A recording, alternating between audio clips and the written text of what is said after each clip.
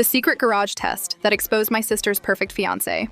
Chris Holo flashing a $1 million smile and calling our parents ma'am and sir like he was auditioning for a 1950s sitcom. But something felt off. He was too polished, too on. So I decided to run a little experiment. I told Mark that our dad's vintage 1967 Mustang was stalling out and I needed a hand fixing it. Now, Mark claimed to be a total gearhead, always bragging about his auto shop days. We get out to the garage and the vibe shifts instantly. I intentionally handed him a metric wrench for a standard bolt. He didn't even blink. He just started fumbling, getting grease on his fancy watch, and that's when the mask slipped. Thinking I was out of earshot while grabbing oil, he muttered, "God, this family is so obsessed with this junk heap. If I wasn't after the inheritance, I'd be at the country club right now." I stayed quiet, just watched. Then, I accidentally knocked over a stack of empty crates. It made a huge bang. Mark didn't check if I was okay. He didn't offer a hand. He just snapped. He hissed, "Watch it, you idiot. These shoes cost more than your car." I walked over, wiped my hands on a rag, and looked him dead in the eye. I didn't mention the shoes. I just said, "Funny thing about this Mustang, Mark, the engine is actually fine, but your character? That's got a total engine failure." I pulled my phone out of my pocket. I'd been on a silent speakerphone call with Chloe the entire time. The silence in that garage was deafening.